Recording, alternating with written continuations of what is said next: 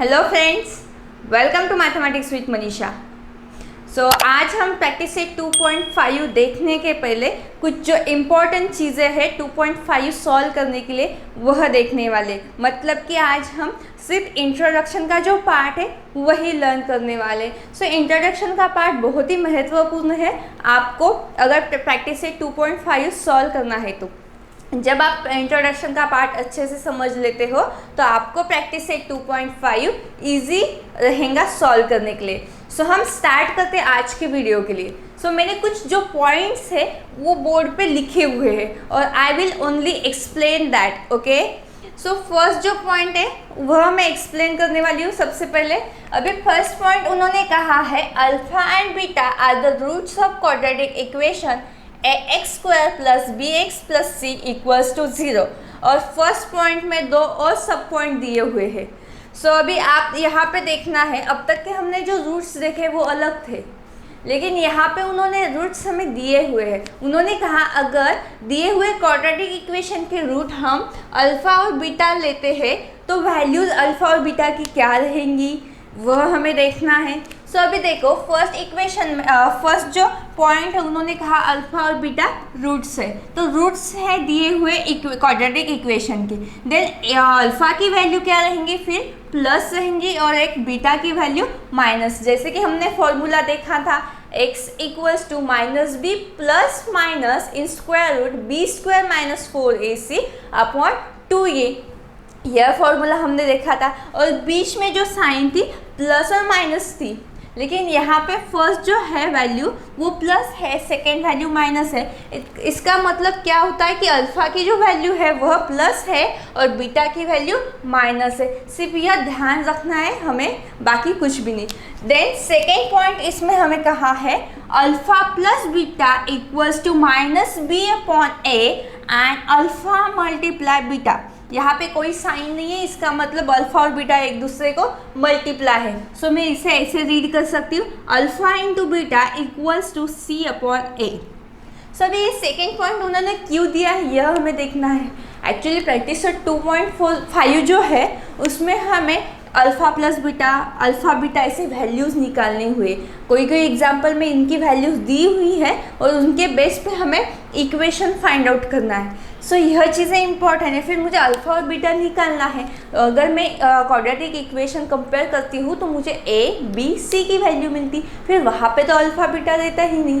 फिर मुझे alpha beta निकालने के लिए ABC का यूज़ कैसे करना है, उनका और इनका कंपैरिजन कैसे करना है। यहाँ पे उन्होंने इसके वजह से दिया हुआ है कि अल्फ़ा प्लस बीटा इसका मतलब -b/a होता है।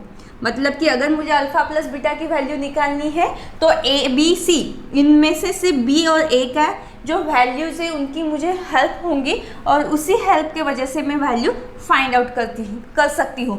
देन वैसे ही अगर मुझे अल्फ़ा बीटा का प्रोडक्ट लेना है तो मुझे c/a मतलब कि c और a जो वैल्यूज़ मुझे मिल जाएंगे कंपेयर करने के बाद, उन्हीं वैल्यू का यूज़ करके मुझे अल्फ़ा और बीटा की वैल्यूज़ निकालनी हुई। और अगर आपने टेक्स्ट बुक में देखा होगा तो आपके टेक्स्ट बुक में उन्होंने अल्फ़ा प्लस बीटा = -b/a और अल्फ़ा × बीटा = c/a यह वैल्यू कैसे निकाली हुई है और कैसे मुझे इनकी वैल्यू b/a -b/a और c/a कैसे मिली है यह उन्होंने डिटेल में दिया हुआ है। लेकिन हम यह चीज़ें लर्न करने वाले नहीं हैं, जो कि इम्पॉर्टेंट चीज़ें हैं उन्हीं पर हम फोकस करने वाले। मेरे हिसाब से वह चीज़ें इम्पॉर्टेंट नहीं है कि यह फॉर्मूला कैसे आया, देन c/a मैंने कैसे लिखा। आप अगर वह जानना चाहते हैं डिटेल में तो आप टेक्स्ट बुक में देख सकते हैं। मुझे सिर्फ यहाँ पे ज़रूरत है कि यह वैल्यू और यह वैल्यू कैसे आई और अल्फ़ा प्लस बीटा अगर मुझे निकालना है तो -b/a यह चीज़ें लेनी है। यह आपको ध्यान रखना है। ये जो चीज़ें हैं मैं बता रही हूँ यह बहुत ही इम्पॉर्टेंट है एग्जाम्पल सॉल्व करने में। अगर आप यह गलती से मिसमैच करते, जैसे कि अल्फ़ा प्लस बीटा = c/a और अल्फ़ा × बीटा -b/a ऐसा गलत लिखते और मिसमैच करते तो आपका पूरा एग्जाम्पल का आंसर गलत हो सकता है। सिर्फ आपको ध्यान रखना है कि अल्फ़ा प्लस बीटा = -b/a है और अल्फ़ा × बीटा की वैल्यू c/a है। यह बहुत ही इम्पोर्टेंट पॉइंट है। ओके, देन सेकेंड पॉइंट क्या कहा है, सेकेंड पॉइंट उन्होंने कहा है, देखो मैंने सिर्फ बी स्क्वायर माइनस 4ac लिखा हुआ है। सो यह इसके वजह से मैंने शॉर्टकट में लिखा है क्योंकि मैं एक्सप्लेन करने वाली हूँ। सो बी स्क्वायर माइनस 4ac, जैसे कि हमने 2.4 में वैल्यूज़ निकाली थी, फिर वैल्यूज़ में हमने बी स्क्वायर माइनस 4ac की वैल्यू निकाली थी। सो ये बी स्क्वायर 4ac जो है एक्चुअली ये क्वाड्रेटिक इक्वेशन में जो पार्ट है, जो उसी में से मैंने एग्जाम्पल देखो यहाँ पे है, इसी में से मैंने ये लिखा हुआ है। और बी स्क्वायर माइनस 4ac इसी को हम क्या कहते हैं, डिस्क्रिमिनेंट। क्या कहते हैं, डिस्क्रिमिनेंट। सो बी स्क्वायर माइनस 4ac को मैं ग्रीक वर्ड में और इसी में इस मतलब कि बी स्क्वायर माइनस 4ac को मैं डेल्टा लिख सकती हूँ। क्या लिख सकती हूँ, डेल्टा। मतलब कि शॉर्टकट में इसका सिंबल है डेल्टा, मतलब कि मुझे पूरा बी स्क्वायर माइनस 4ac नहीं लिखना है, उसके अलावा मैं डेल्टा लिख सकती हूँ। डेल्टा का मतलब ही क्या होता है, B square minus 4ac। Okay, सिर्फ इतना ध्यान रखना है, कहाँ से आया, क्यों आया, किसने निकाला, इन चीज़ों से हमें अभी यहाँ पे ज़रूरत नहीं है, उसका कोई मतलब भी नहीं हमारे लिए यहाँ पे पर्टिकुलर इस जगह पे। अभी हम वो डिटेल में पढ़ेंगे तो कोई फ़ायदा नहीं है। आप पढ़ सकते हो, अगर आप बहुत ही उत्सुक है, आप जानना चाहते हैं कि ये डेल्टा कहाँ से आया, किसने फाइंड आउट किया, तो आप यूट्यूब पर भी देख सकते हो, नहीं तो फिर आप अपने टेक्स्ट बुक में देख सकते हो। सिर्फ फिलहाल यहाँ पे इतना ही ध्यान रखना है, बी स्क्वायर माइनस 4ac को ही हम डेल्टा कहते हैं। ओके, यह डेल्टा साइन है, उसे हम डेल्टा कहते हैं। सो देखो यहाँ पे मैंने थर्ड पॉइंट में डेल्टा इक्वल्स टू 0 लिखा है। डेल्टा का मतलब क्या है, B square minus 4ac। Okay, so अभी यहाँ पे जो थर्ड पॉइंट है, ये वहाँ पे हमें फोकस करना है, क्योंकि इस पूरे पॉइंट में ये जो सेकेंड वाला है, सब पॉइंट है, फर्स्ट पॉइंट में जो सब पॉइंट है सेकेंड, वह इम्पॉर्टेंट है, और यह थर्ड वाला भी इम्पॉर्टेंट है। जैसे कि यह एक्चुअली ये भी इम्पॉर्टेंट ही है, क्योंकि मैंने यहाँ पे आपको कहा है कि बी स्क्वायर माइनस 4ac को ही हम डेल्टा लिख सकते हैं, उन्होंने ऐसे हमें टेक्स्ट बुक में दिया हुआ है। सो अभी देखो हमने जैसे कि प्रीवियस प्रैक्टिस सेट में वैल्यूज़ निकाले थे बी स्क्वायर माइनस 4ac की। सो जैसे हम वैल्यूज़ निकालते थे तो हमें अलग अलग वैल्यू मिलती थी, जैसे कि 56, कभी कभी 73, कभी 14, कभी 12, 20, 22 ऐसे वैल्यूज़ मिले। सो उन्होंने कहा है अगर B square minus 4ac equals to 0 ऐसी वैल्यू मिलती है, एक एग्जांपल में हमने सॉल्व किया था प्रीवियस जो प्रैक्टिस सेट है उसमें, पहली बार ऐसा हुआ था कि बी स्क्वायर माइनस 4ac की वैल्यू 0 मिली थी। वो फर्स्ट एग्जांपल था प्रैक्टिस सेट 2.4 में। सो उस फर्स्ट एग्जाम्पल इसका मतलब कि 0 जहाँ पे आया, नहीं तो आप कहोगे मैडम ने फर्स्ट एग्जाम्पल कहा लेकिन फर्स्ट में तो 0 आया ही नहीं, मैं ऐसा नहीं कह रही। उस एग्जाम्पल में पूरे प्रैक्टिस सेट में एक ही एग्जाम्पल ऐसा है कि उसमें बी स्क्वायर माइनस 4ac की वैल्यू 0 मिली थी।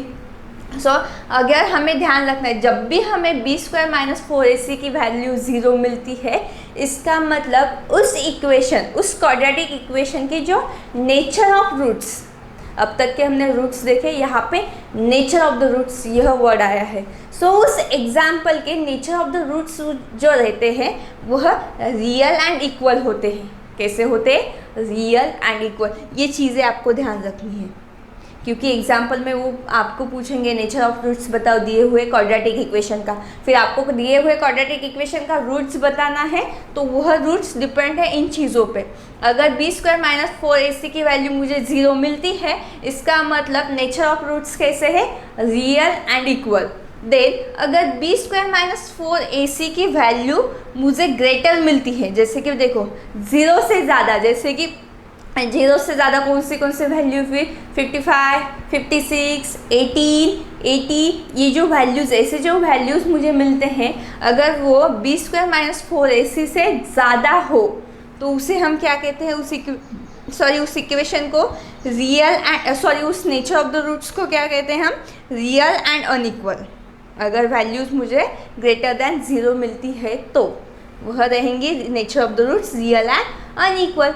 उसी तरह अगर मुझे बी स्क्वायर माइनस 4ac की जो वैल्यूज़ है लेस देन 0 मिलती है, तो इसका मतलब वो नॉट रियल है। ओके, क्या है, नॉट रियल। बहुत ही ईजी है, आपको सिर्फ यह देखना है। ओके, देन फोर्थ पॉइंट है वह भी बहुत ही इम्पॉर्टेंट है। ऐसे जब तक अब तक के हमने बहुत सारे जो फॉर्मूले थे वह लर्न किए हुए हैं। सो उसी तरह यह भी क्वाड्रेटिक इक्वेशन जो है हमें याद रखना है। बहुत ही सिंपल है, याद कैसे रखना है मैं बताती हूँ। सो हमने स्टैंडर्ड फार्मूला देखा हुआ है क्वाड्रेटिक इक्वेशन का, वह है x² + bx + c = 0। ओके, लेकिन यह कब होता है जब a b c रहते हैं। लेकिन यहाँ पे हमने रूट्स कौन से लिए, अभी अल्फ़ा और बीटा लिए। सो यहाँ पे हमें a b c रिप्लेस करके अल्फ़ा बीटा यूज़ करना है। सो यहाँ पे सिंपली हमें करना है x² as it is plus b की जगह पे मुझे लेना है अल्फ़ा प्लस बीटा। b की जगह पे क्या लेना है, alpha plus beta, x as it is plus alpha into beta equals to 0। Okay, सिर्फ देखो मैंने क्या कहा, यहाँ पे a रिप्लेस किया, b की जगह पे अल्फ़ा प्लस बीटा लिया और c की जगह पे अल्फ़ा इंटू बीटा। सो मैंने ये चीज़ें क्यों ली, क्योंकि मुझे जो रूट्स है वो चेंज करने, और पूरे जो प्रैक्टिस सेट 2.5 में है वो उन्होंने हमें रूट्स अल्फ़ा प्लस बीटा दिए हुए हैं। सो इसके वजह से हम इस एग्जाम्पल को और इस इक्वेशन को यूज़ नहीं कर सकते। वहाँ पे सिर्फ हमें इस इक्वेशन को यूज़ करना है। बहुत जगह पे आपको वो पूछेंगे कि अल्फ़ा प्लस बीटा की वैल्यू दी हुई रहेंगी, अल्फ़ा इंटू बीटा की भी वैल्यू दी रहेंगी, उसके बेस पे हमें क्वाड्रेटिक इक्वेशन निकालना है। सो उस जगह पे यह फॉर्मूला और यह इक्वेशन हमें इम्पॉर्टेंट है। सो आपको यह भी इक्वेशन ध्यान रखना है, बहुत ही सिंपल है। x² plus alpha plus beta into x plus alpha into beta equals to 0। Okay, so यह 4 पॉइंट है जो कि इम्पॉर्टेंट है हमें प्रैक्टिस से 2.5 के लिए। सो आपको यह चीज़ें अच्छे से ध्यान रखना है इन चीज़ों का और लर्न करनी। और आपको फिर भी दिक्कत है ध्यान रखने में, सो इसी वीडियो को आप 4-5 दिन कंटिन्यूस देखते रहिए। जैसे कि आज हमने यह वीडियो देखा, दोपहर में और एक बार देखिए, नेक्स्ट डे फिर से देखिए, देन नेक्स्ट डे। ऐसे अगर आप 5-6 दिन करते हो तो ये चीज़ें आपके ध्यान में अच्छे से रहेंगे। और एक चीज़, अगर आपको कभी कभी ऐसे लगता है कि मैडम एक आधा एग्जाम्पल है वो दिमाग में रह ही नहीं रहा, ध्यान ही नहीं रहा, सो फिर उसे याद कैसे रखें। तो एक मेरा सिंपल थिंग थी, मैं क्या करती थी, जब भी मुझे कुछ एग्जाम्पल सॉल्व करने रहते थे और मुझे बहुत बार सॉल्व करने के बाद भी याद नहीं रहे, तो मेरे टीचर्स ने मुझे बताया था कि जब भी ऐसा कुछ रहा कि एग्जाम्पल बड़ा है, उसके स्टेप्स जो है याद नहीं रहे, तो आपको कुछ पार्ट में और कुछ हिस्सों में उनको डिवाइड करना है और उस हिस्सों को आपको ध्यान रखना है। जैसे कि एक एग्जाम्पल, अभी इसी पॉइंट को मुझे अगर ध्यान रखना है तो मैं क्या करूँगी, इसको फर्स्ट हिस्से में डालूँगी, इन दोनों को सेकेंड हिस्से में और थर्ड हिस्सों में, और इन 3 हिस्सों का मैं अलग अलग से स्टडी करूँगी। और एक एक हिस्सा में अगर 10-10 बार लिखूँगी तो मुझे ये चीज़ें याद रहेंगी, क्योंकि लिखने से क्या होता है, चीज़ें ज़्यादातर याद रहती। ओके, सो ये कुछ पॉइंट है इम्पॉर्टेंट, आपको ध्यान रखने, और यह चीज़ें आपको एग्जाम्पल में भी काम आती हैं, जो कि इम्पॉर्टेंट एग्जाम्पल रहते हैं बहुत बार और बहुत लॉन्ग रहते हैं। उस एग्जाम्पल में भी आप यह यूज़ कर सकते हैं टेक्निक। ओके, सो आज का वीडियो यहाँ पे कंप्लीट होता है। सो हम मिलते हैं नेक्स्ट वीडियो में प्रैक्टिस सेट 2.5 के साथ। Okay, bye.